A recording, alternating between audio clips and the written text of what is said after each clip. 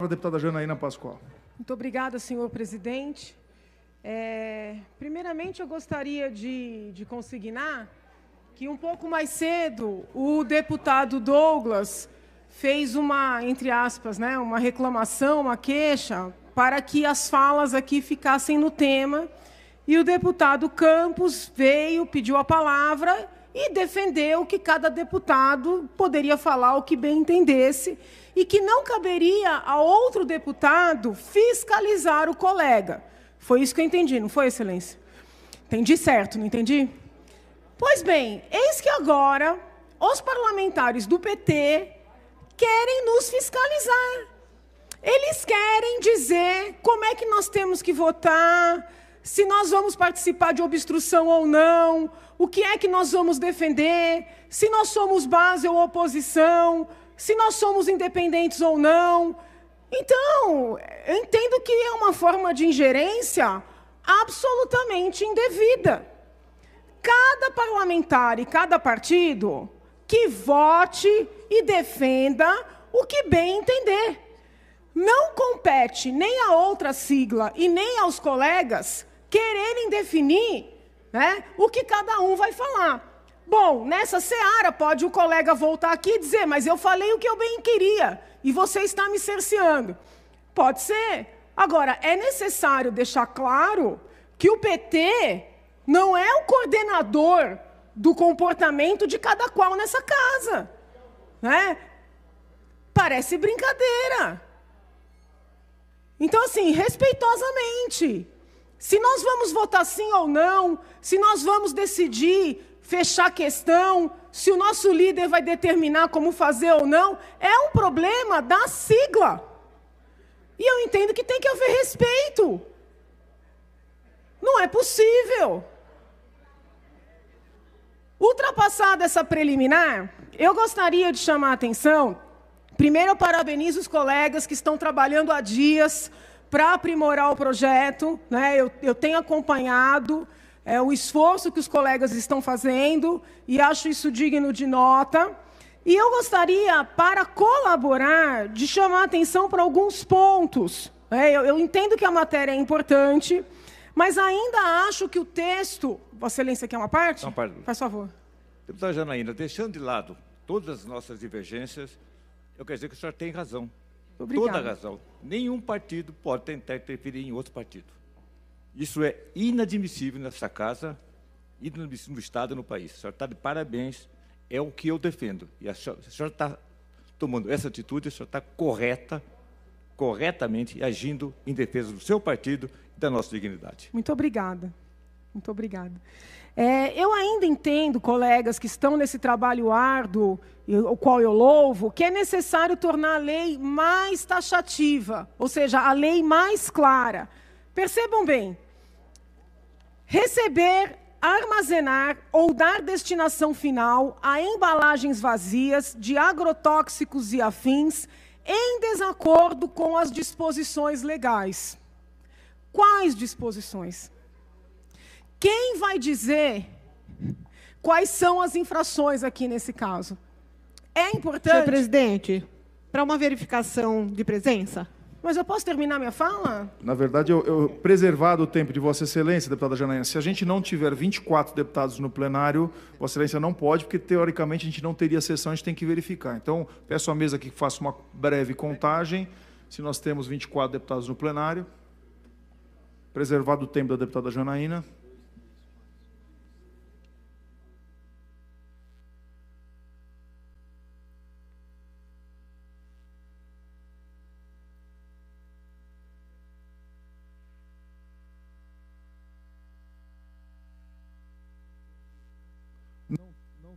Não tendo 24 deputados no plenário, é regimental pedir Vossa Excelência, convido o deputado Vinícius Camarim e o deputado Rafa Zimbaldi que possam auxiliar a chamada dos 94 deputados. Só lembrando os deputados que, para a manutenção da sessão, nós temos que ter 24 parlamentares durante o processo da discussão no plenário.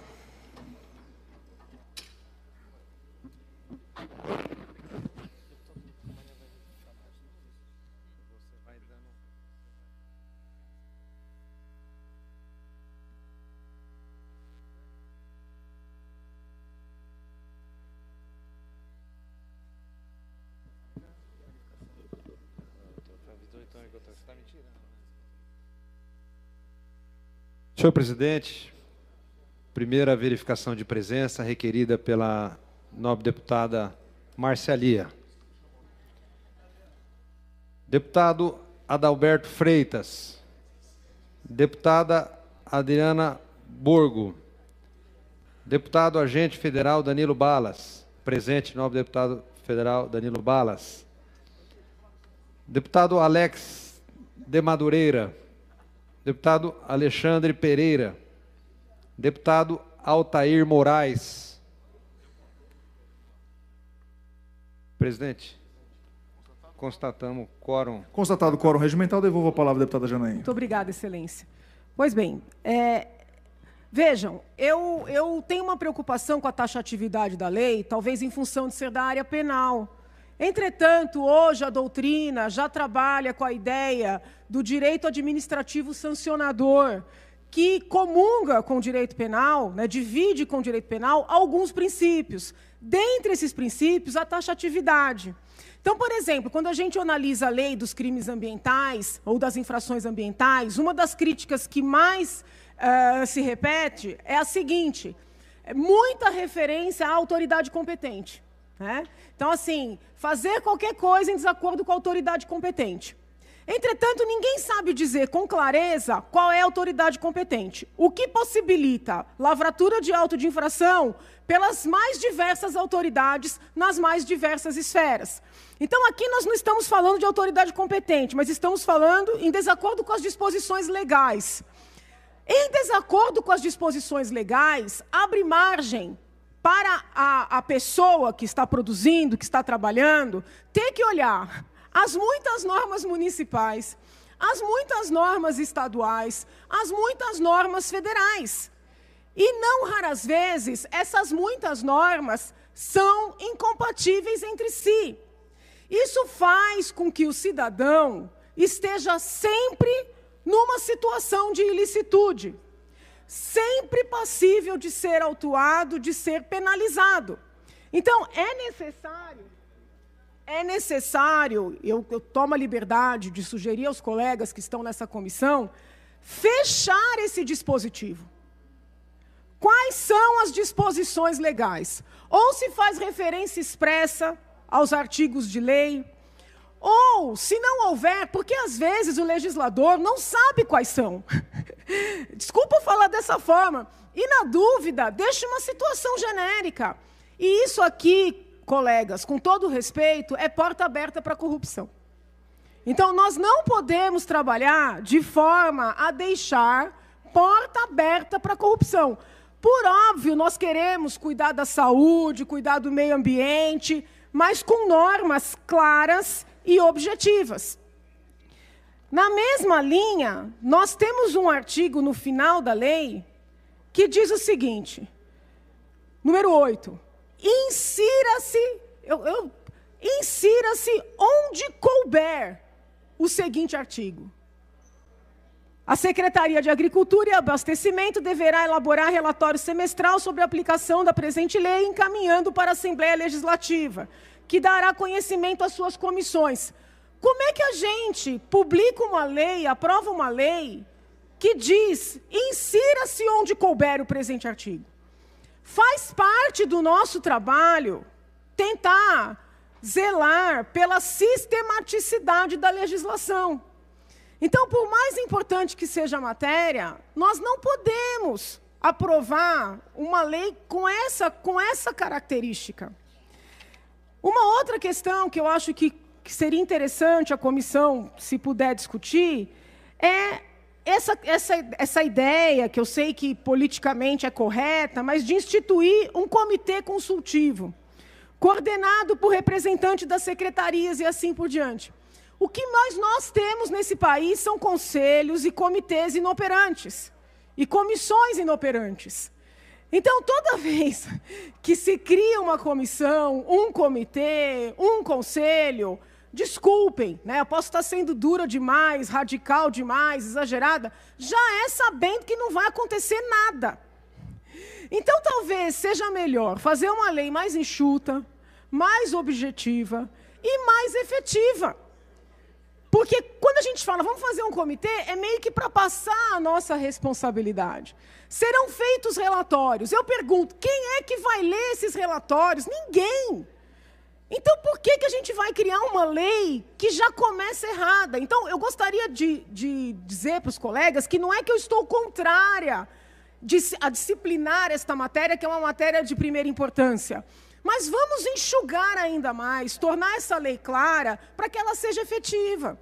Porque senão a gente vai deixar as pessoas que querem produzir, né, numa situação de insegurança, passíveis de serem autuados por várias autoridades ao mesmo tempo.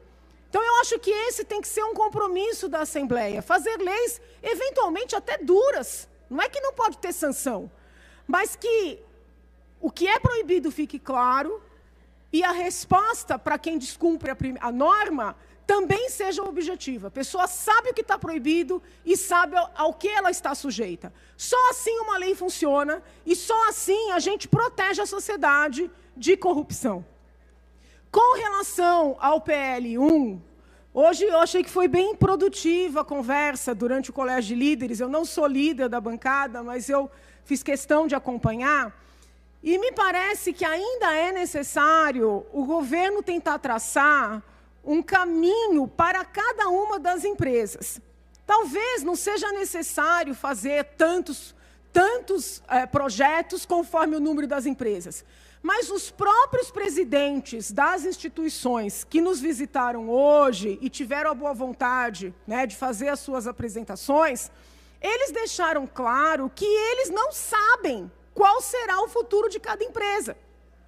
Os presidentes, por exemplo, líder da Prodesp e do IMESP, disseram que provavelmente haverá uma fusão e que eles estão fazendo altos estudos. A preocupação que a gente fica, torno a dizer, em dar ok para esse projeto, em aprovar esse projeto, se amanhã esses estudos indicarem outro caminho, podem tomar outra medida com relação a essas duas empresas. E a mesma situação se verifica com relação às demais. Por que eu estou falando de Prodesp e IMESP? Porque a Prodesp e o IMESP se mostram empresas superavitárias, diferentemente das demais que são deficitárias.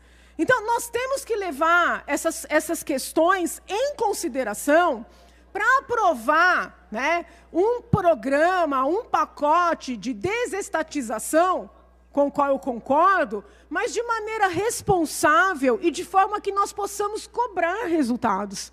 Porque da maneira como os presidentes fizeram as suas apresentações, nós não sabemos o que ocorrerá com as empresas, nós não sabemos o que será feito do dinheiro, nós não sabemos, e aqui eu acho que é muito importante, quem prestará os serviços.